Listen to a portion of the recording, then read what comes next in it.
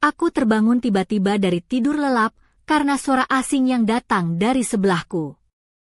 Kamar yang tadinya hening mendadak terasa aneh saat bayangan samar menembus celah pintu. Aku langsung duduk di tempat tidur, suaraku bergetar saat bertanya, "Kamu kapan masuk? Ini ngapain sih?"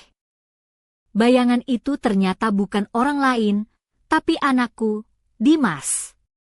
Wajahnya canggung dengan senyum tipis yang hampir seperti orang ketahuan nyolong keripik saat lapar tengah malam. Maaf ya. Aku cuma penasaran pengen coba sesuatu," katanya dengan suara pelan. Aku bingung setengah mati. "Coba apa? Maksud kamu apa sih, Dimas?"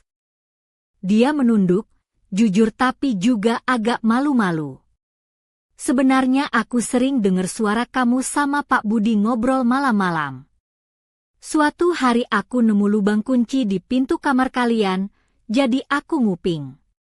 Aku cuma pengen tahu rasanya, Ma." Aku melebarkan mata, hampir nggak percaya sama yang kudengar. "Kenapa harus sama aku? Kamu malah nguping aku sama ayahmu? Dimas, kamu ini dari mana dapat keberanian kayak gitu?" Dia mengangkat bahu sambil senyum kecil. "Jujur, aku merasa aku bisa lebih baik dari ayah. Waktu aku coba, rasanya beda, Ma." Aku langsung merinding. Kamu dari mana dapat rasa percaya diri kayak gitu? Langsung ke kamarku, sekarang." Dimas berjalan seperti orang mimpi, kembali ke kamarnya, dan aku duduk termenung, memikirkan kejadian aneh itu. Sepanjang malam aku tak bisa tidur, memikirkan hubungan dan batas-batas rahasia dalam keluarga kami. Angin laut Semarang yang dingin menyapu jendela, seolah ikut merasakan hatiku yang beku. Pagi menjelang di kampung kami di daerah Gunung Pati, matahari masuk perlahan lewat jendela rumah kayu yang sudah tua. Suamiku, Pak Budi, yang sedang bersiap berangkat kerja lewat ruang tamu, melihat aku masih duduk dengan ekspresi bingung. Dimas duduk diam di sofa, matanya terpaku pada layar ponsel. Saat Pak Budi masuk kamar, Dimas cepat-cepat ikut ke kamarnya. Ada aura aneh yang menyelimuti rumah kami pagi itu. Waktu aku hendak ke kamar mandi, aku melihat Dimas mencoba mengendap-endap masuk ke kamar lagi. "Dimas, ada apa sih? Kenapa kamu kayak hantu gitu?" tanyaku. Dia ragu-ragu, lalu menunduk. "Nggak ada, Ma. Beneran nggak ada apa-apa." Tapi aku tahu ada sesuatu yang dia sembunyikan. Aku memutuskan untuk mengawasi gerak-geriknya. Ternyata setiap malam, dia diam-diam menguping antara kamar ayah dan aku. Rasa penasarannya sudah melewati batas, menembus privasi keluarga kami. Malam itu aku memasak di dapur dengan pakaian santai, sweater beige lembut dan celana jeans biru, sepatu loafers coklat dengan hak kecil yang nyaman, serta gelang perak sederhana di pergelangan tangan. Dimas duduk di sofa, dan aku menatapnya sambil menghela napas panjang. "Dimas, ini harus berhenti. Kamu nggak boleh terus-terusan hidup di dunia sendiri kayak gini," kataku tegas. Dia tetap menunduk dan berkata pelan, "Ma, aku cuma cari sesuatu. Cerita asli keluarga kita yang ayah pun nggak tahu." Hatiku sesak, tapi aku mencoba mengerti keinginannya. Saat Pak Budi pulang kerja, aku menyambutnya dengan wajah lelah. Dia khawatir. "Sujin, kamu terus-terusan kayak gini, mending periksa ke dokter, ya." Aku mengangguk pelan. Malam itu, aku duduk di sofa ruang tamu, memikirkan rahasia keluarga kami yang makin dalam. Tiba-tiba ponselku bergetar, muncul nomor tak dikenal. Pesannya singkat tapi mengancam, "Semua baru permulaan. Siapkan dirimu kalau mau tahu kebenaran." Aku menggenggam ponsel erat, jantung berdegup kencang. Siapa yang mengirim pesan ini? Dan sampai sejauh mana semuanya akan berlanjut? Angin malam Semarang berhembus lagi, menyapu jendela rumah kami. Aku duduk mengenakan dress rajut tebal warna krem yang membalut tubuh, menampilkan lekuk lembut dengan panjang di atas lutut, sepatu hak tinggi hitam yang membuatku terlihat lebih tegas, dan gelang mutiara halus di pergelangan tangan. Kota kecil kami tampak tenang, tapi hatiku gelap tak berujung. Pesan itu terus terngiang, membuatku bertanya-tanya, siapa yang benar-benar mengawasi kami? Dan apa yang sebenarnya tersembunyi di balik semua ini? Dimas muncul di pikiranku. Aku ingat betul jaket hoodie hitam lusuhnya, celana jeans yang sudah usang, dan sepatu kets putih yang terikat asal-asalan malam itu. Matanya berbeda, dingin dan jauh, seperti ada sesuatu yang menyelubungi dirinya. Aku menarik napas panjang, memegang ponsel erat. Suaranya bergema di telingaku. "Ma, aku baik-baik saja. Cuma sedikit bingung." Aku tak pernah tahu arti sebenarnya dari kata-kata itu. Pagi berikutnya, aku memutuskan pergi ke pusat konseling psikologis di kawasan Semarang Utara, bukan ke rumah sakit biasa di kampung. Aku mengenakan blus navy yang rapi dan celana hitam ketat, sepatu hak rendah yang nyaman, rambutku tergerai alami dengan riasan minimalis. Di sana, aku bertemu dengan psikolog bernama Lina, wanita sekitar 30-an dengan rambut yang diikat rapi, riasan natural, blus beige dan rok hijau tua yang anggun, serta sepatu hitam berhak kecil yang membuatnya terlihat penuh ketenangan. "Bu Sujin, apa yang membawa ibu ke sini?" tanyanya lembut. Aku berpikir sejenak, lalu mulai bercerita. Anakku kabur dari rumah. Dan ada banyak hal aneh yang terjadi, aku sangat lelah. Lina mencatat dengan seksama. "Ada perubahan apa antara ibu dan anak?" Aku menghela napas berat. Dimas memang berbeda sejak kecil, tapi sekarang makin aneh.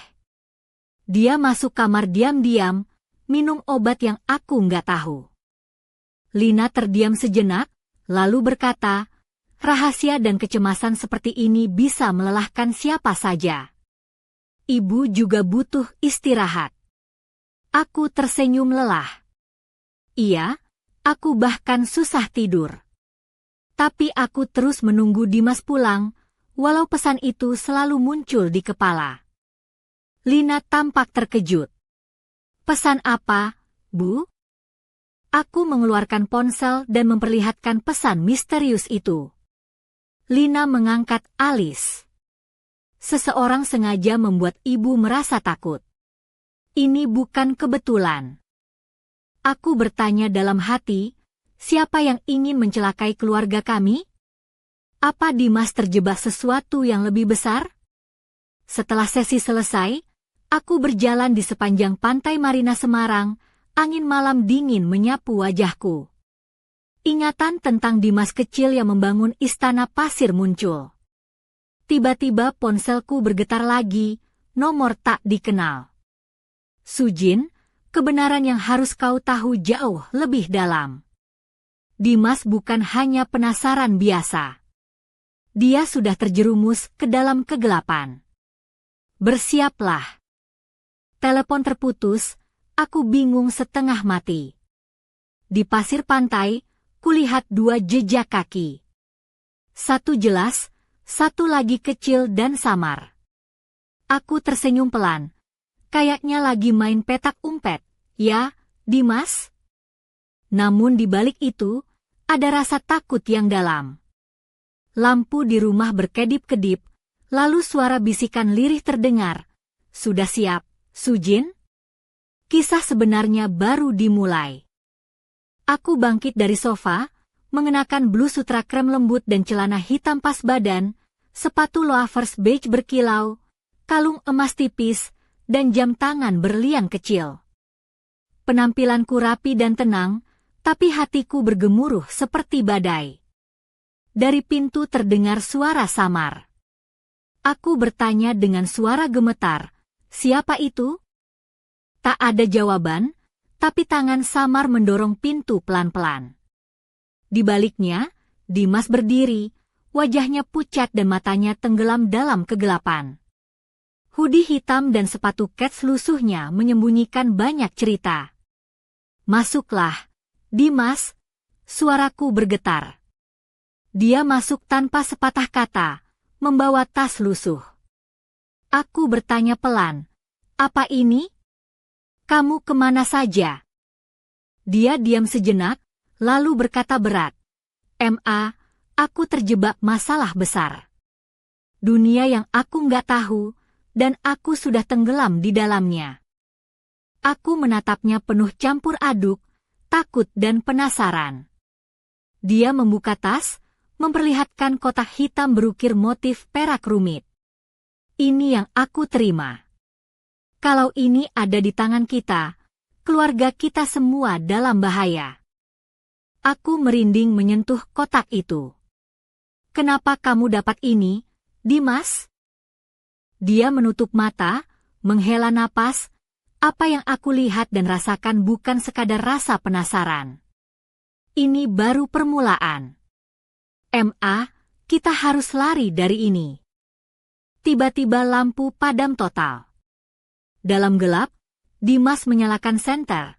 Ma, ini pintu menuju kebenaran yang aku cari. Kalau kita buka, dunia yang tak kita tahu akan terbuka. Terdengar langkah berat di luar rumah. Ada orang, Ma, bisiknya. Aku berjalan ke jendela, melihat bayangan samar bergerak di gelap. Dimas berkata tegas, musuh kita bukan cuma masalah keluarga. Ini lebih besar dari yang kita kira. Hatiku penuh ketakutan dan harapan. Aku memeluk Dimas erat.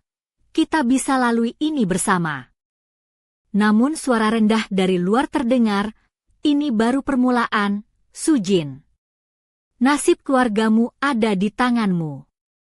Angin malam menerpa pintu yang perlahan tertutup. Aku menatap kotak misterius itu, motif peraknya berkilau seperti memanggilku. Ini bukan sekadar masalah keluarga, ini misteri besar yang harus kami pecahkan. Dimas, mulai sekarang kita jangan sembunyikan apapun. Kita cari kebenaran bersama, bisikku. Dia mengangguk, Ma, aku juga berpikir begitu. Tapi jalan ini nggak mudah.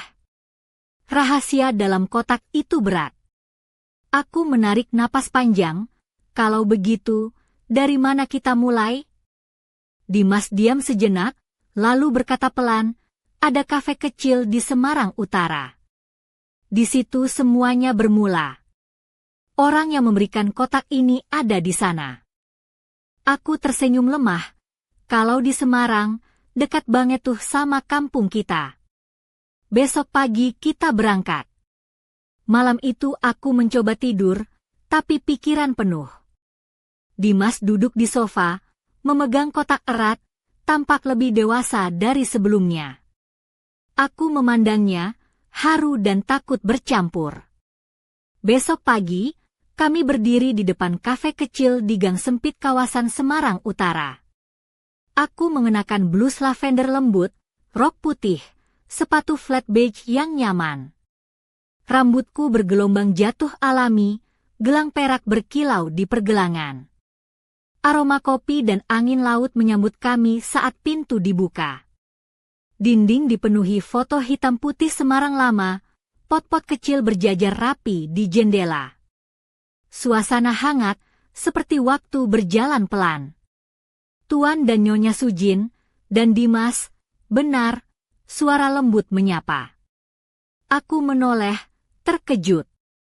Pemilik kafe, Mas Andi, pria paruh baya dengan rambut coklat gelap disisir rapi ke belakang, jaket kulit hitam dan jeans, tampak stylish tapi berwibawa.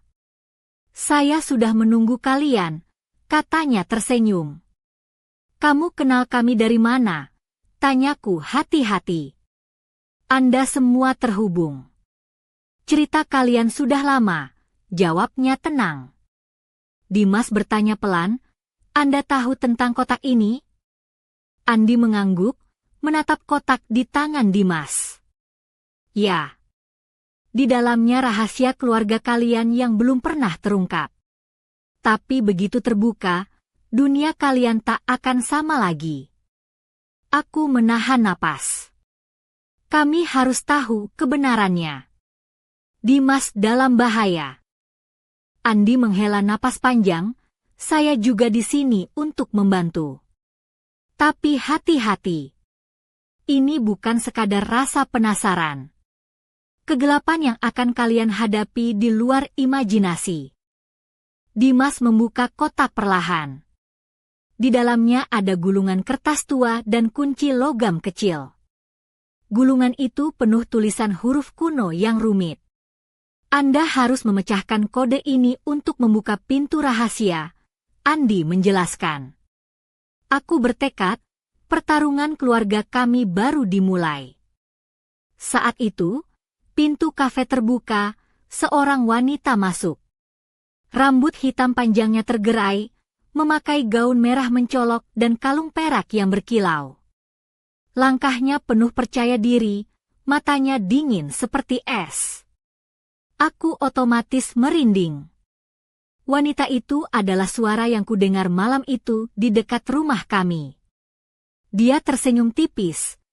"Akhirnya kita bertemu, Sujin, Dimas. Kalau ingin tahu kebenaran, ikut aku. Tapi aku peringatkan, jalan ini penuh bahaya antara hidup dan mati." Dimas menatapku. "Ma, ini baru awal cerita sebenarnya, ya?" Aku mengangguk, siap mengikuti wanita itu. Jantungku berdebar, tapi demi keluarga, aku siap hadapi apapun. Di balik tawa samar dari sudut gelap kafe, ada rahasia lama yang mulai terbuka. Aku mengikat trench coat krem lembut di pinggang, mengenakan boots hitam ringan. Rambutku tertiup angin laut Semarang Utara yang dingin, menutupi pundak dan punggungku lembut. Dimas menggenggam tanganku pelan. Kami berdua tegang. "Mulai sekarang harus hati-hati," peringatan wanita bergaun merah dengan suara dingin. Pintu yang tak terlihat terbuka di sini. Itu pintu antara dunia ini dan dunia lain.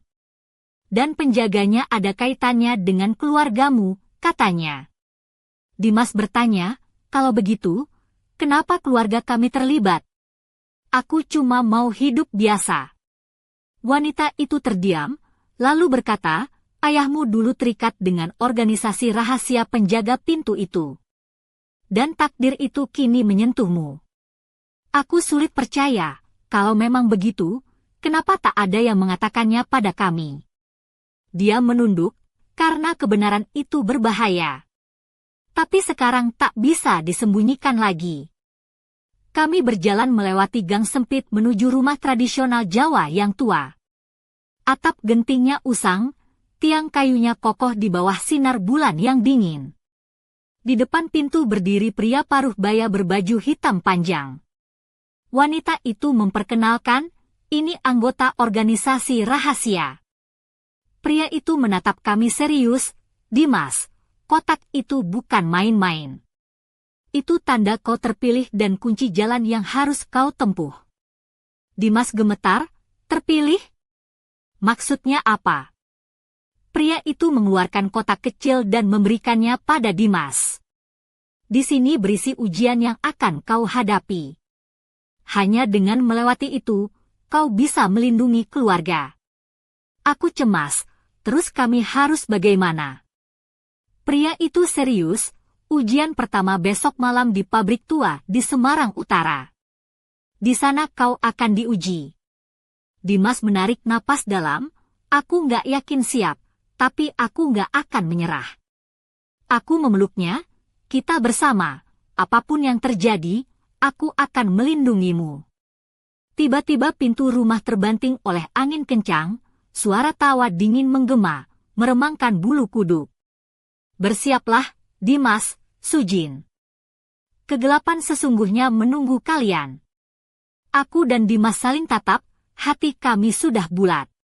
tapi gelang perak di pergelangan tanganku berkilau aneh, dan ada tulisan kecil di dalamnya, rahasia tersembunyi dekat. Aku bergumam bingung, apalagi ini?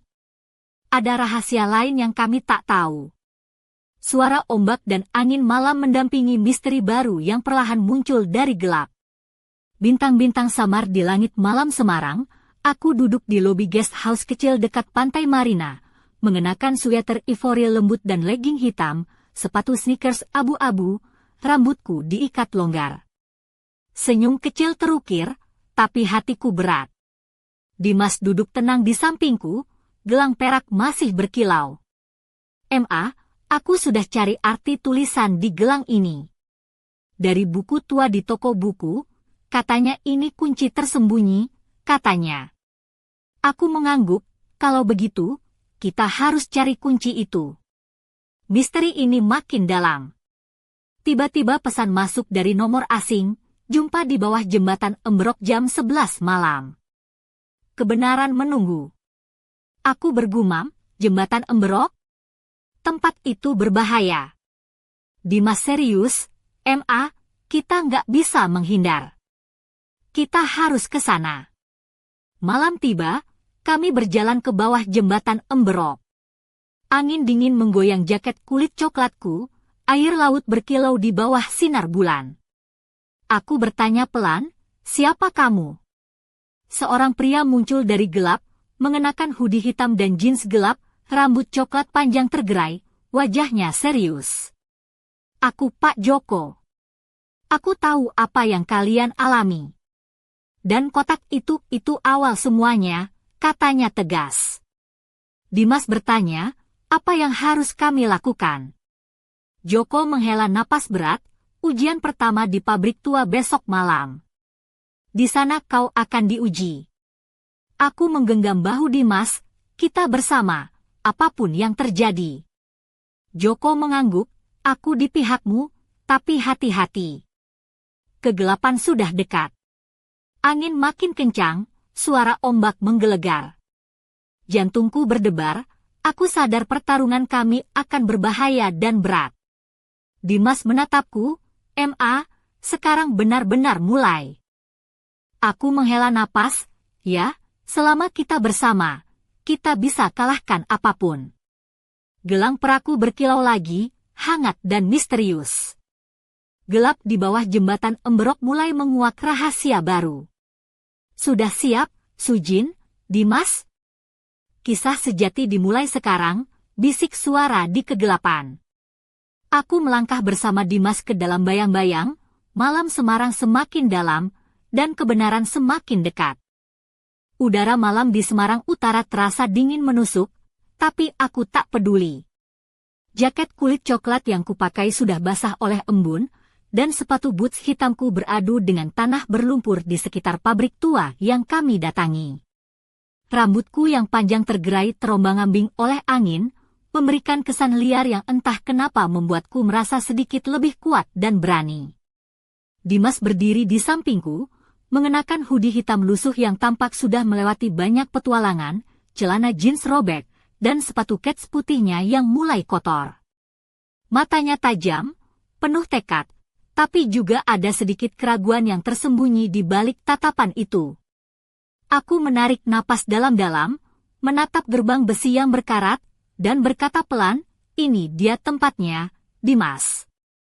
Pabrik tua yang katanya jadi saksi ujian pertamamu." Dia mengangguk, tangannya menggenggam erat gulungan kertas tua yang kami temukan di dalam kotak misterius itu.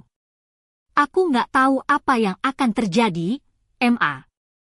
Tapi aku nggak mau mundur sekarang." Kami melangkah masuk, suara derit pintu besi yang terbuka memecah kesunyian malam. Bau logam berkarat dan debu yang menebal memenuhi udara. Lampu senter kecil di tangan Dimas bergetar, tapi kami terus maju. Di dalam, bayangan-bayangan mesin tua dan tumpukan besi berkarat membentuk pola-pola menyeramkan di dinding. Tiba-tiba, dari kegelapan, terdengar suara langkah kaki yang berat. Aku menegang, tapi Dimas sudah siap. "Siapa di sana?" Suaranya bergetar tapi tegas. Seorang pria muncul, mengenakan jaket hitam dan topi baseball, wajahnya setengah tertutup bayangan. Aku Joko. Aku yang akan mengawasi ujianmu malam ini, katanya dengan suara serak. Aku merasakan bulu kuduk berdiri. Ujian? Apa maksudmu? Joko mengeluarkan sebuah benda kecil dari dalam jaketnya, sebuah kunci logam yang berkilau dingin di bawah sinar remang. Ini kunci untuk membuka pintu rahasia di pabrik ini. Tapi jangan salah, membuka pintu itu bukan hal gampang. Di baliknya ada banyak bahaya. Dimas menatap kunci itu dengan serius, lalu menoleh padaku, "Ma, aku harus melewati semua ini. Aku nggak bisa mundur." Aku meraih tangannya, menggenggam erat. "Kita akan hadapi ini bersama. Jangan takut." Joko mengangguk pelan, "Baik. Aku akan menemanimu, tapi kamu harus siap dengan apapun yang terjadi." Kami berjalan menyusuri lorong-lorong gelap, suara sepatu kami bergema di antara dinding beton yang retak. Di ujung lorong, pintu besi tua berdiri kokoh, dengan ukiran huruf kuno yang samar terlihat di permukaannya, seperti peringatan untuk tidak membuka. Dimas mengeluarkan gulungan kertas, mulai membaca mantra yang tertulis dengan huruf-huruf aneh. Suaranya bergema, menciptakan atmosfer yang semakin mencekam. Perlahan, pintu mulai bergetar dan terbuka sedikit demi sedikit, mengeluarkan cahaya hijau redup dari baliknya. Aku menelan ludah, sementara Joko mengeluarkan senter lebih besar, menyorot ke dalam ruang yang gelap dan berbau lembab. "Ini dia, pintu ke dunia yang kau cari, Dimas." Tiba-tiba, angin dingin berhembus kencang, membuat rambut kami berantakan dan lampu senter bergetar. Dari balik pintu terdengar suara bisikan yang membuat bulu kuduku meremang, "Siapkah kalian menghadapi kegelapan yang sesungguhnya?" Aku menggenggam tangan Dimas lebih erat, "Aku siap, tapi aku takut." Dimas menatapku, "Aku juga, Ma. Tapi kita harus melangkah." Langkah pertama kami memasuki ruang itu, dan seketika pintu tertutup dengan suara keras di belakang kami. Lampu senter kami mati seketika, meninggalkan kami dalam gelap total. "Waduh, ini kayak adegan film horor ya, Ma," bisik Dimas setengah bercanda, tapi suaranya gemetar. Aku menarik napas, mencoba menenangkan diri. "Iya, tapi ini kenyataan. Kita harus tetap tenang." Tiba-tiba, cahaya hijau muncul dari dinding, membentuk pola-pola aneh yang berputar perlahan. Di tengah ruangan, sebuah meja batu dengan simbol-simbol misterius terpahat, dan di atasnya sebuah kotak kayu kecil yang terkunci. Joko berkata, "Ini ujian pertamamu, Dimas. Buka kotak itu dan hadapi apapun yang ada di dalamnya." Aku melihat Dimas mengangguk, matanya penuh keberanian.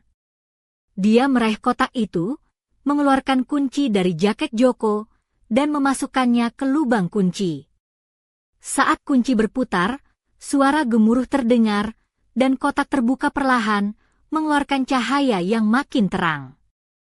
Di dalamnya ada sebuah benda kecil yang berkilau, seperti liontin dengan batu merah menyala.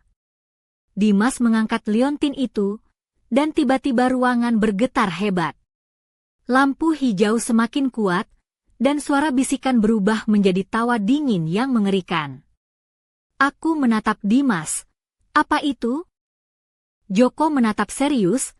"Itu adalah simbol kekuatan yang harus kau kuasai. Tapi ingat, kekuatan itu juga membawa bahaya besar."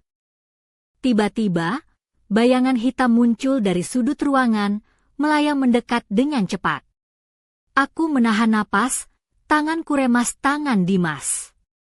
"Siap, Ma?" tanyanya. Aku mengangguk. "Siap." Bayangan itu semakin dekat, dan kami bersiap menghadapi apapun yang akan datang.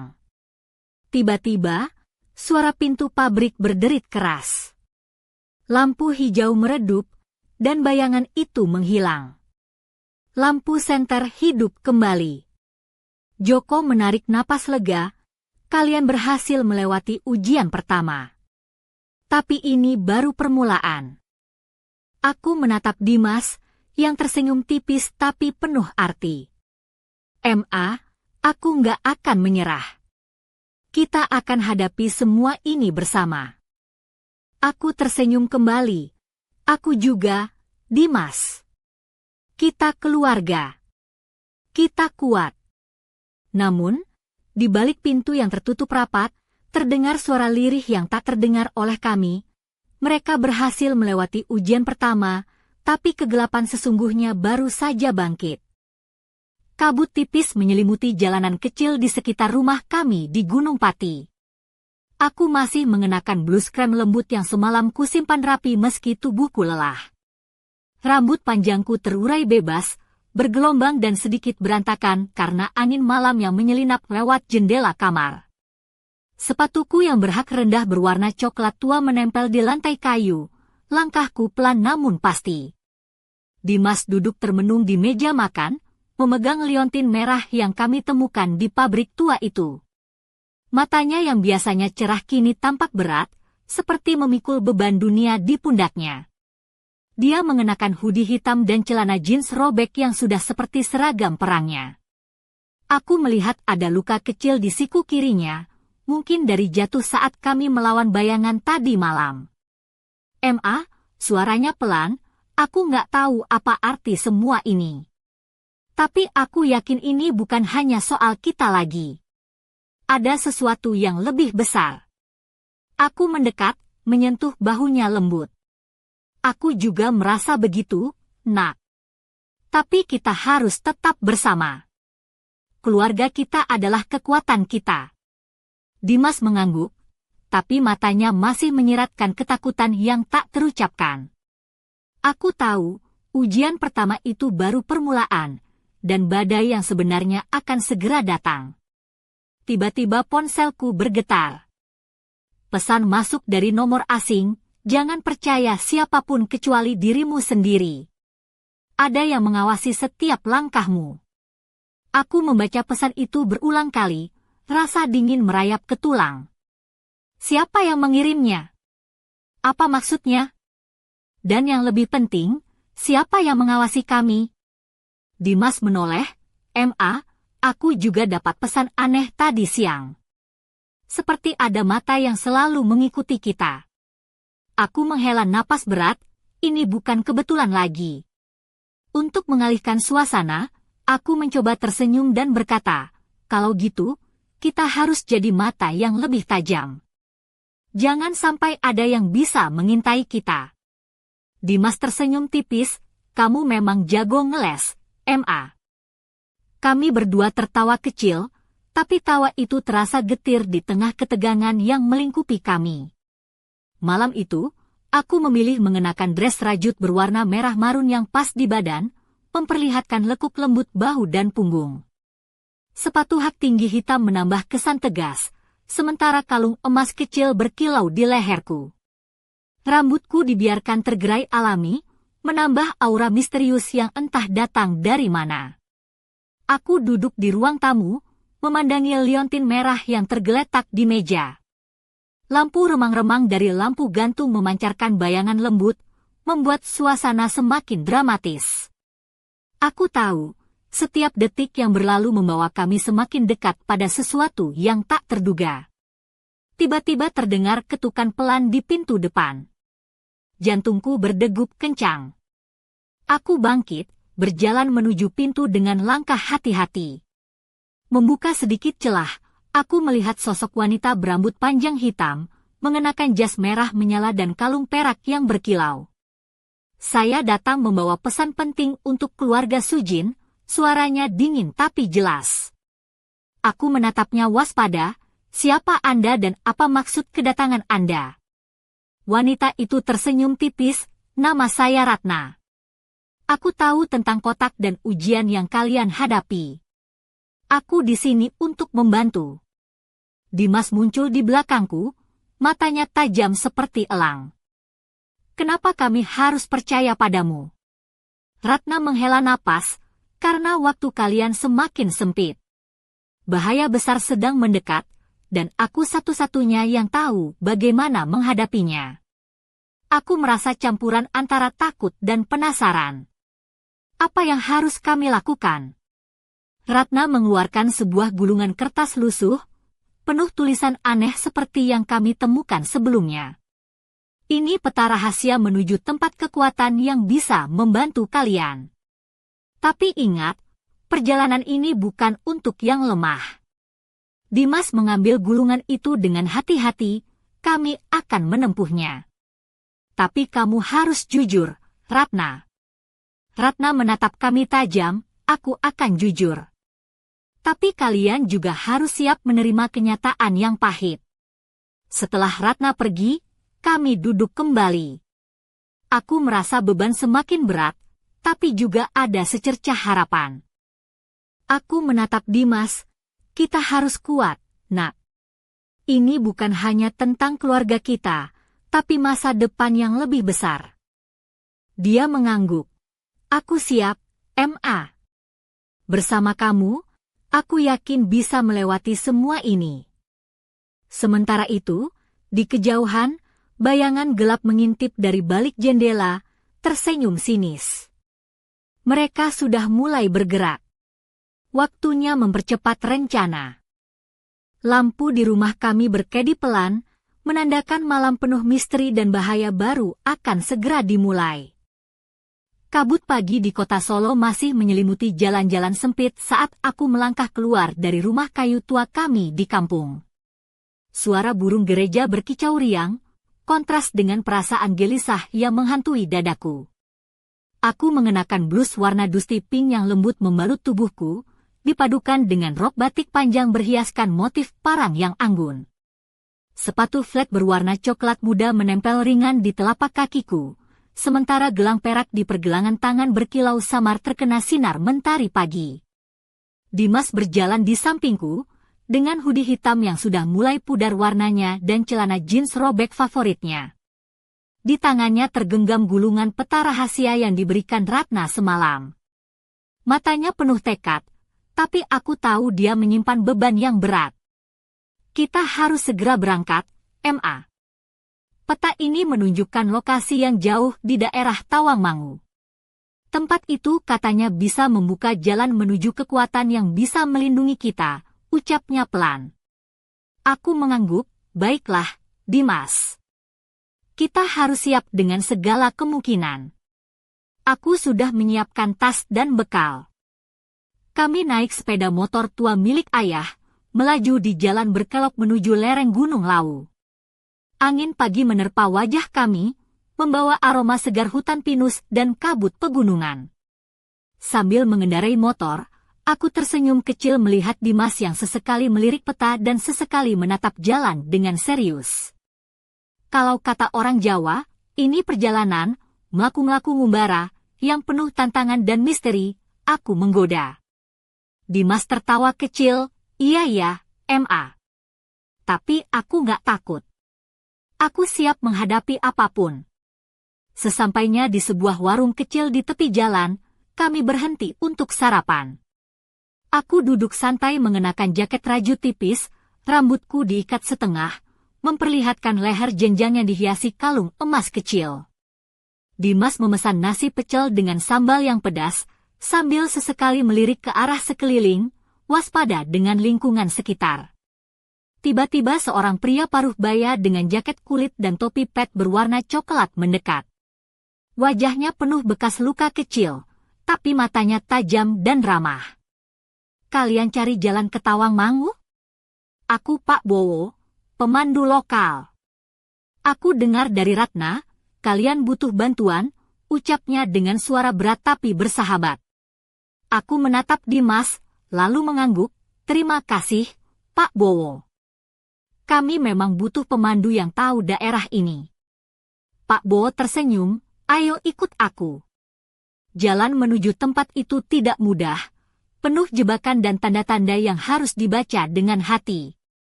Perjalanan berikutnya membawa kami menelusuri hutan pinus yang lebat, jalan setapak berbatu, dan jembatan kayu yang bergoyang-goyang di atas sungai jernih.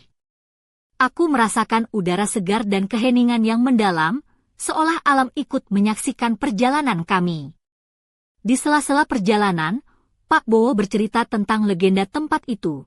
Katanya, di sana ada pintu langit yang hanya bisa dibuka oleh yang terpilih. Pintu itu menghubungkan dunia nyata dengan dunia lain yang penuh kekuatan. Aku menatap Dimas. Kalau benar begitu, kita harus benar-benar hati-hati dan saling percaya. Dimas mengangguk serius, aku nggak mau mengecewakan keluarga kita. Ketika matahari mulai meninggi, kami tiba di sebuah gua tersembunyi di balik rimbunan pohon besar. Mulut gua itu dihiasi ukiran-ukiran kuno dan simbol-simbol yang mirip dengan yang ada di gulungan peta. Aku merasakan getaran aneh saat melangkah masuk, hawa dingin menyelimuti tubuh, tapi juga ada rasa penasaran yang tak terelakkan. Di dalam gua, cahaya redup memantul dari kristal-kristal kecil yang menempel di dinding, menciptakan suasana magis. Di ujung ruangan, sebuah batu besar dengan ukiran rumit berdiri tegak, di atasnya terpasang sebuah kunci logam berkilau. Pak Bowo menerangkan, ini adalah kunci langit. Hanya yang memiliki keberanian dan hati tulus yang bisa mengambilnya. Dimas melangkah maju, tangannya gemetar saat meraih kunci itu. Aku menahan napas, merasa campuran antara bangga dan takut. Saat kunci itu terangkat, suara gemuruh lembut terdengar dari dalam gua. Cahaya kristal semakin terang, menyoroti ukiran di batu besar yang mulai bergerak, membuka sebuah pintu rahasia. Aku berbisik, ini saatnya, Nak.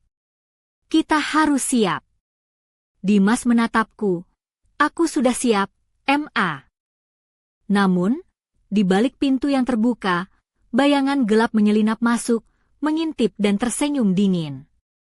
Mereka telah membuka pintu itu, tapi apakah mereka tahu apa yang menunggu di baliknya? Aku merasakan bulu kuduku berdiri saat kami melangkah ke dalam kegelapan misterius, menyadari bahwa perjalanan kami baru saja memasuki babak baru yang penuh bahaya dan teka-teki. Kabut tebal masih menyelimuti lereng Gunung Lawu ketika kami melangkah masuk ke dalam lorong gelap di balik pintu rahasia itu. Suasana hening dan dingin menusuk, hanya terdengar dentingan langkah kaki kami yang menggema di dinding batu yang basah. Aku mengenakan blus hitam berbahan satin yang pas di badan, lengan panjang dengan sedikit kilauan yang menyemburat saat terkena cahaya, dipadu celana panjang hitam ramping dan sepatu boots kulit yang kokoh.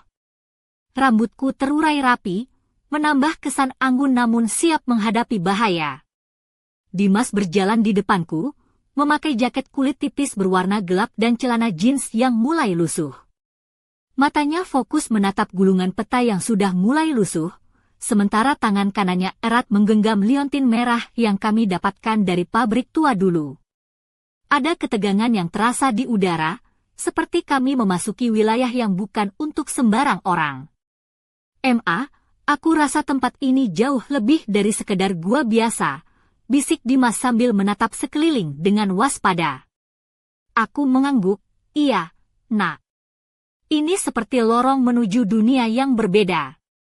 Lampu senter yang kami bawa menyorot ke dinding, menampilkan ukiran-ukiran kuno berbentuk simbol mata dan lingkaran misterius. Aku merasakan ada aura magis yang mengelilingi tempat ini, menggugah rasa ingin tahu sekaligus ketakutan.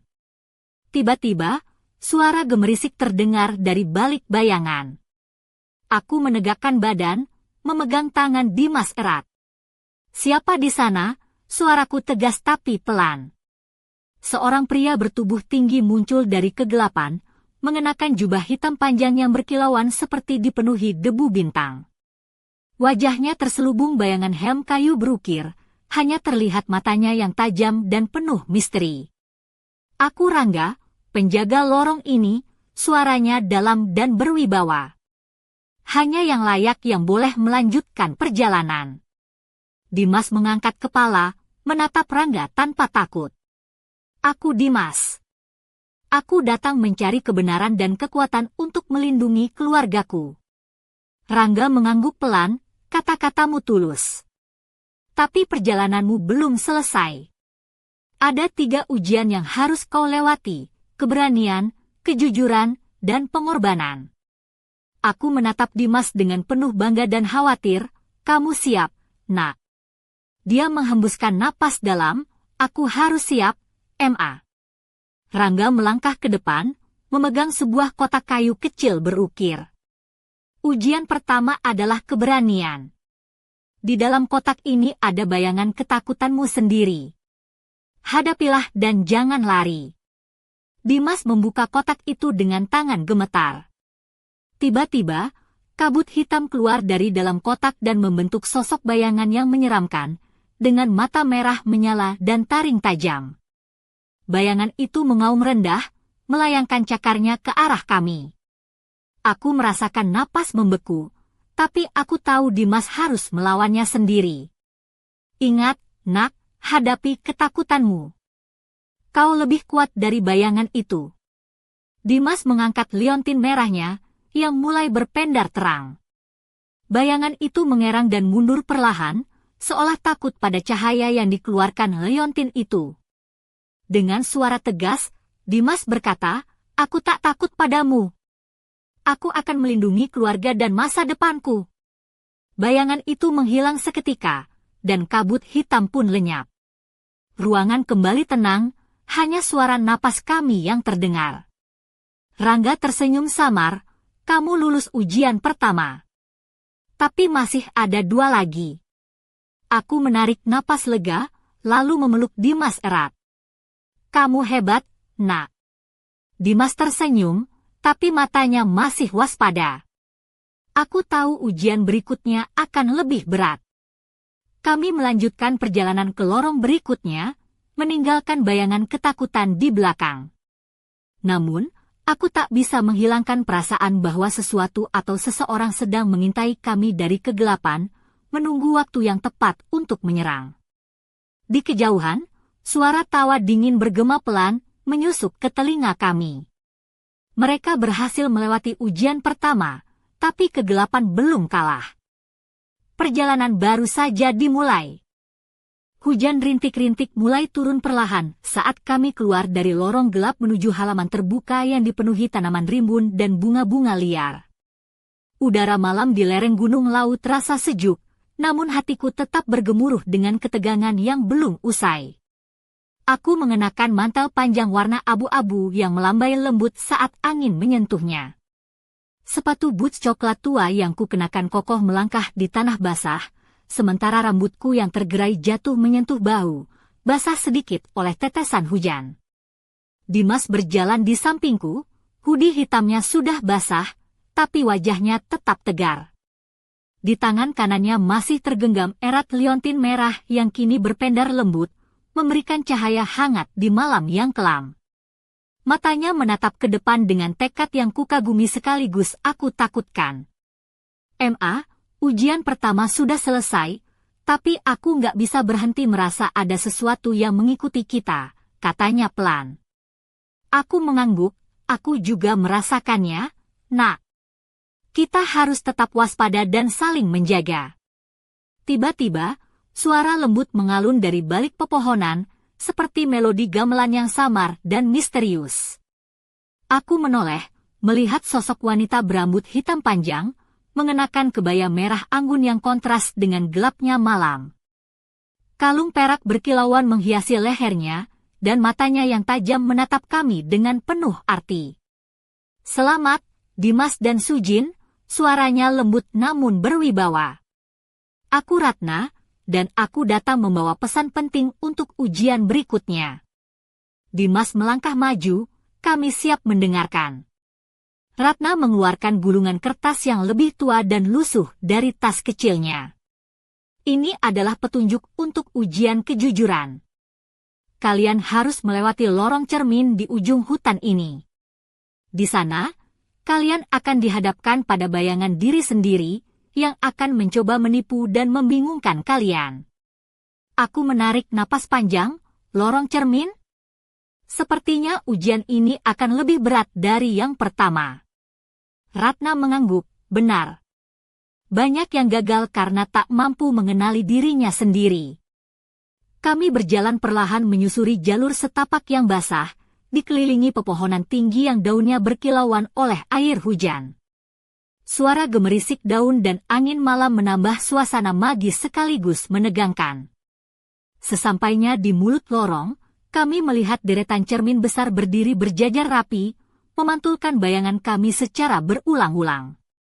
Cahaya dari liontin merah Dimas memantul dan berkilauan di permukaan kaca, menciptakan ilusi tak berujung. Kita harus hati-hati, kataku, memegang tangan Dimas erat. Jangan percaya bayangan yang terlihat. Dimas mengangguk, aku siap, Ma. Langkah kami masuk ke lorong cermin, dan segera bayangan kami mulai berubah. Sosok-sosok di cermin mulai bergerak sendiri, menirukan kami tapi dengan ekspresi yang berbeda, ada yang tersenyum sinis, ada yang menangis, bahkan ada yang memalingkan muka. Tiba-tiba, bayangan Dimas berbicara dengan suara yang serak dan mengejek, kamu tak cukup kuat, Dimas. Lebih baik menyerah saja. Dimas mengerutkan alis, tapi aku merasakan getaran ketakutan di dadanya. Jangan dengarkan itu, aku membisikkan, itu bukan kamu. Aku melangkah maju, menatap bayanganku sendiri yang memalingkan wajah. Apa yang kau sembunyikan, Sujin? Apa yang kau takutkan? Bayangan itu tersenyum getir, rahasia yang kau pendam akan menghancurkanmu. Aku menelan ludah, tapi mencoba berdiri tegak. Aku tak akan membiarkan rahasia itu menguasai hidupku. Dimas menarik napas dalam, aku juga. Aku akan jujur pada diriku sendiri, walau itu sulit. Kami berjalan melewati lorong cermin, menghadapi bayangan-bayangan yang mencoba menipu dan membingungkan kami. Setiap langkah adalah perjuangan untuk tetap percaya pada diri sendiri dan satu sama lain. Saat kami keluar dari lorong, Ratna menunggu dengan senyum lembut. Kalian berhasil melewati ujian kejujuran. Tapi ujian terakhir, pengorbanan, akan menguji sejauh mana kalian siap berjuang. Aku menatap Dimas, kita sudah sampai sejauh ini, nak. Kita harus kuat sampai akhir. Dimas mengangguk, aku siap, Ma. Bersama kamu, aku yakin kita bisa melewati semuanya. Namun, di balik bayangan pepohonan, suara bisikan dingin terdengar, mereka berhasil melewati ujian kejujuran, tapi pengorbanan yang sejati baru akan segera dimulai. Senja mulai merangkak turun menyelimuti kota Yogyakarta dengan warna jingga kemerahan yang hangat, memberikan nuansa kontras dengan hati yang kian gelisah. Aku duduk di balkon rumah, mengenakan kebaya modern berwarna ungu tua yang membalut tubuhku dengan lembut, dipadukan dengan rok lilit batik parang yang anggun.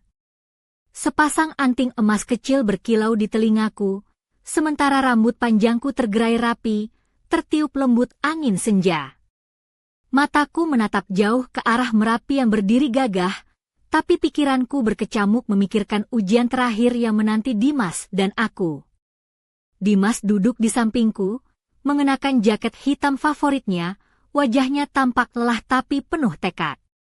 Tangan kami saling menggenggam erat, seolah menguatkan satu sama lain. Ma, aku takut sama ujian terakhir ini. Apa aku benar-benar siap mengorbankan sesuatu yang berarti? Suaranya lirih, mengandung ketakutan yang tak bisa ia sembunyikan. Aku mengelus lembut tangannya. Nak, pengorbanan itu memang tak mudah. Tapi kadang, untuk melindungi apa yang kita cintai, kita harus berani melepaskan sesuatu. Aku percaya kamu kuat. Kami bersiap menuju sebuah pura kecil di kaki bukit, tempat yang menurut petunjuk Ratna menjadi lokasi ujian pengorbanan. Jalan setapak yang kami lalui dipenuhi bunga melati yang harum semerbak, sementara suara gamelan mengalun lembut dari kejauhan, menambah kesakralan suasana. Sesampainya di pura, kami disambut oleh seorang pendeta tua bernama Pak Jaya. Ia mengenakan pakaian adat Jawa lengkap dengan sorban putih, wajahnya teduh namun penuh wibawa. Selamat datang, Sujin dan Dimas.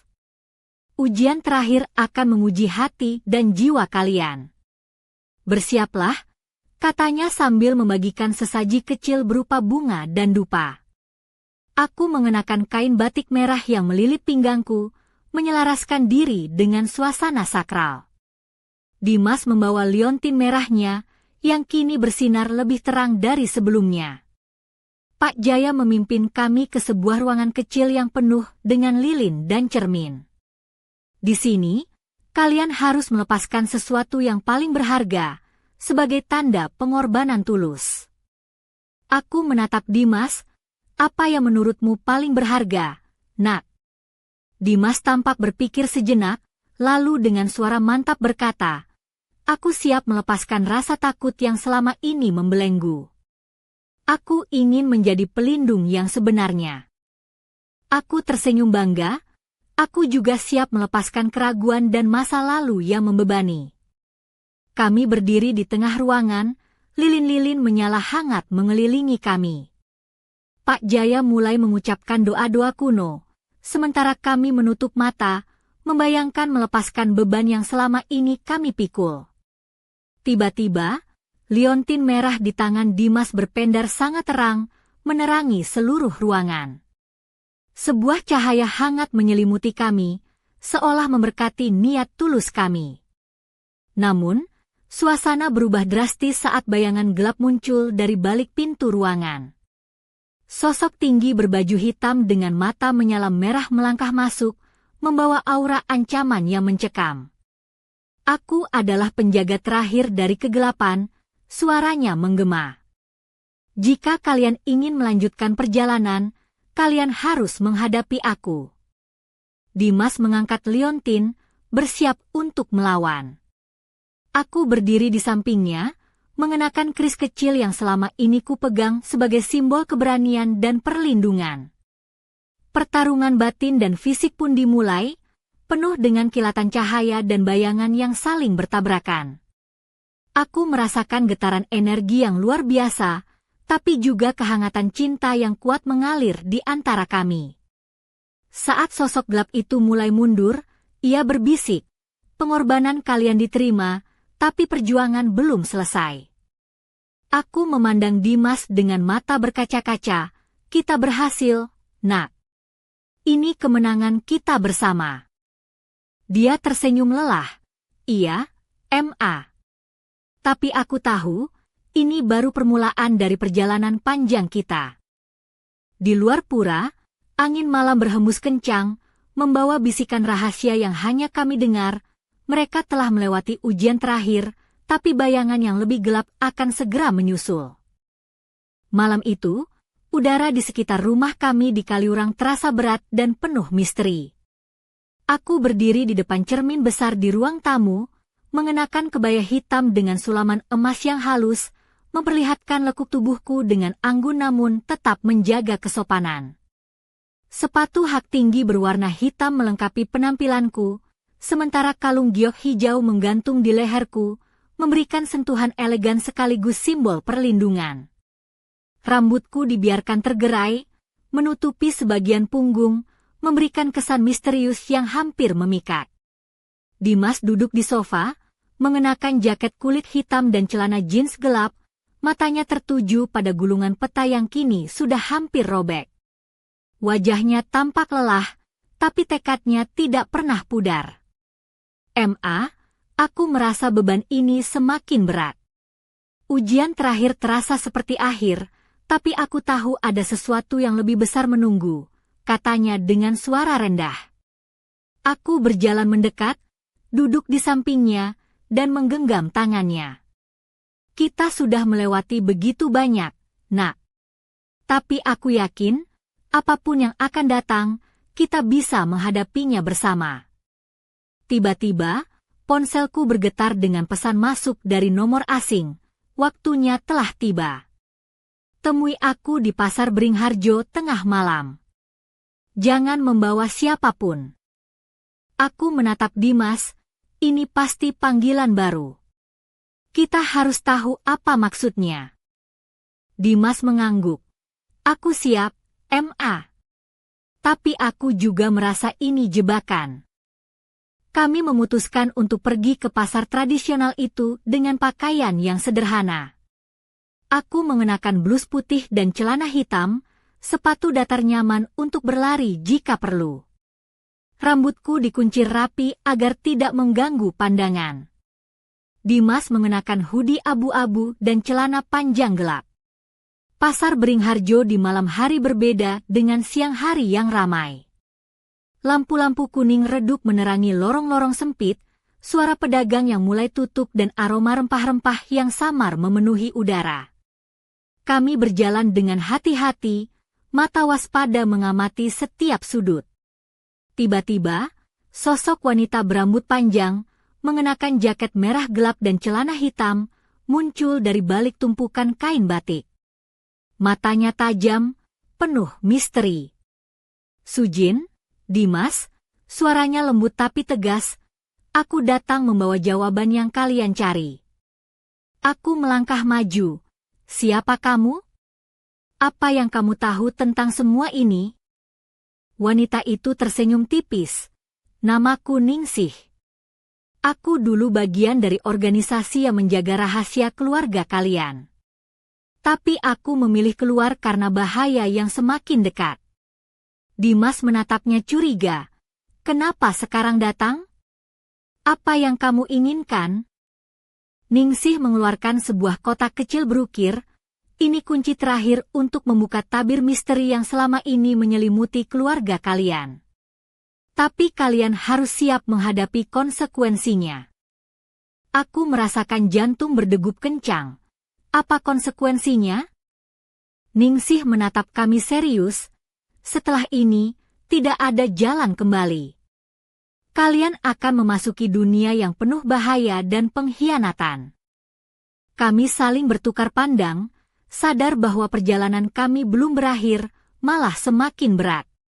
Saat Ningsih mengulurkan kotak itu, tiba-tiba bayangan gelap melintas di antara lorong pasar, menghilang begitu cepat seolah mengawasi kami. Aku menggenggam tangan Dimas erat. "Kita harus terus maju, nak. Ini sudah takdir kita." Dimas mengangguk. "Bersama kamu, Ma, aku siap menghadapi apapun." Di balik gemerlap lampu pasar yang mulai redup, suara tawa dingin bergema pelan. Mereka telah menemukan kunci terakhir, tapi rahasia yang tersembunyi lebih gelap dari bayangan mereka sendiri. Kabut tipis menyelimuti jalan Malioboro saat aku dan Dimas melangkah perlahan menuju sebuah warung kopi tua yang tersembunyi di sudut gang sempit. Lampu-lampu kuning temaram memancarkan cahaya hangat, kontras dengan dinginnya malam yang menusuk tulang. Aku mengenakan blus batik modern dengan motif parang, dipadukan dengan celana panjang hitam yang rapi dan sepatu flat kulit coklat muda. Rambutku disanggul simpel, menampilkan leher jenjang yang elegan. Di pergelangan tangan, gelang perak berkilau lembut, seolah menyimpan kekuatan yang belum terungkap.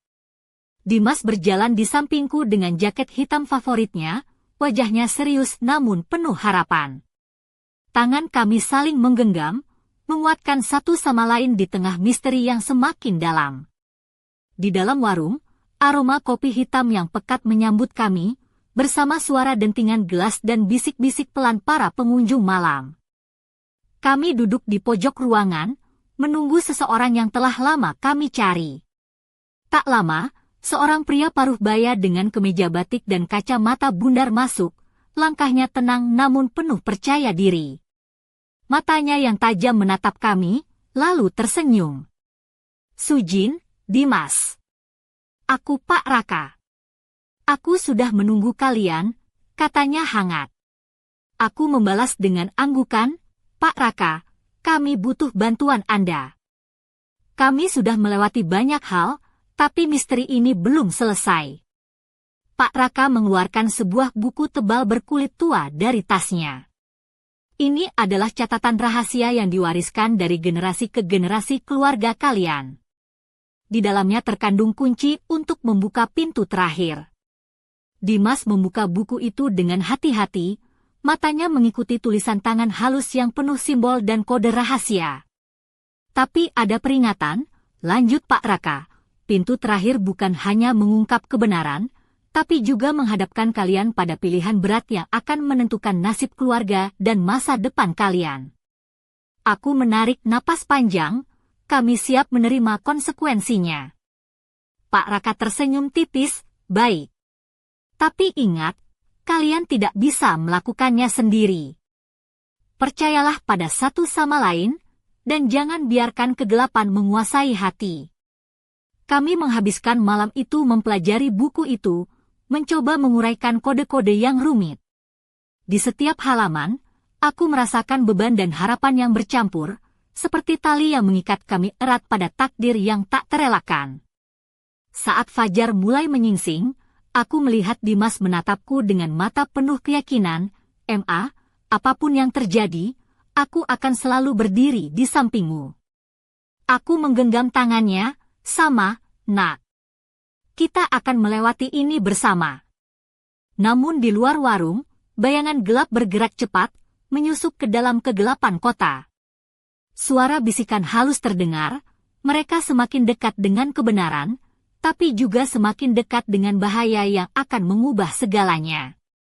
Angin pagi membawa pesan misterius, menandai babak terakhir dari perjalanan kami yang penuh liku dan rahasia. Matahari pagi belum sepenuhnya terbit saat aku dan Dimas berdiri di depan sebuah bangunan tua berarsitektur Jawa kuno di pinggiran kota Solo. Suasana hening dan penuh aura sakral menyelimuti tempat itu, seolah menyimpan rahasia yang telah lama tersembunyi.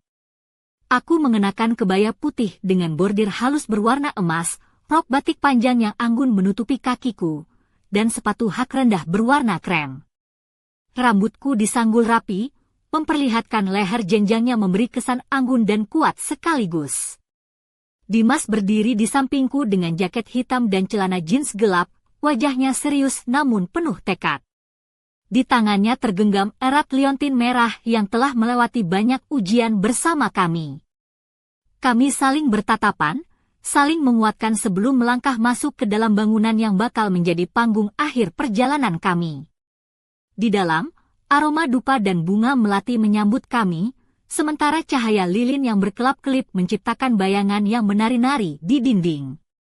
Seorang pria tua berpakaian adat Jawa lengkap menyambut kami dengan senyum teduh. "Selamat datang, Sujin, Dimas. Saatnya menghadapi kebenaran yang akan menentukan nasib kalian dan keluarga." Aku mengangguk, "Kami siap." Pria itu menyerahkan sebuah kotak kayu berukir rumit yang kami kenal, kotak yang memulai semua ini. Dimas membuka tutupnya perlahan, memperlihatkan sebuah gulungan kertas tua dengan tulisan dan simbol kuno. "Kode ini akan membuka pintu terakhir," pria itu menjelaskan. "Tapi ingat, di balik pintu itu ada pilihan yang harus kalian buat, pilihan yang akan mengubah segalanya." Kami mulai menguraikan kode itu bersama-sama, meresapi setiap makna dan pesan yang tersembunyi. Suasana menjadi semakin tegang, hati kami berdebar menanti apa yang akan kami temukan. Saat gulungan terbuka, sebuah cahaya putih memancar dari dalam kotak, mengisi ruangan dengan kehangatan dan energi yang luar biasa. Aku merasakan getaran kuat yang menyelimuti tubuh, seolah seluruh masa lalu, sekarang, dan masa depan bersatu dalam satu momen. Tiba-tiba, suara lembut namun tegas terdengar, "Ini adalah ujian terakhir kalian. Pilihan yang akan menentukan takdir." Aku menatap Dimas, "Siapkah kamu, Nak?" Dia mengangguk mantap, "Siap, Ma.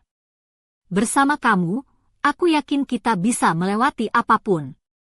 Kami melangkah ke dalam cahaya, dan seketika itu juga, dunia di sekitar kami berubah, dari ruang sakral menjadi panorama luas yang penuh warna dan misteri. Kami berdiri di ambang sebuah pintu besar yang bercahaya. Di sana tertulis sebuah pesan, hanya dengan keberanian, kejujuran, dan pengorbanan, pintu ini akan terbuka. Dengan napas tertahan, kami mengulurkan tangan bersama, menyentuh pintu itu. Cahaya semakin terang, dan perlahan pintu itu terbuka, memperlihatkan jalan menuju masa depan yang penuh harapan dan tantangan. Namun, di balik cahaya itu, bayangan gelap mengintip, tersenyum sinis. Perjalanan mereka baru saja dimulai. Kegelapan yang lebih besar menunggu untuk diuji. Aku dan Dimas saling bertatapan, siap menghadapi apapun yang akan datang. Karena kami tahu, selama kami bersama, tidak ada kegelapan yang terlalu pekat untuk dilawan. Dan kisah kami baru saja dimulai.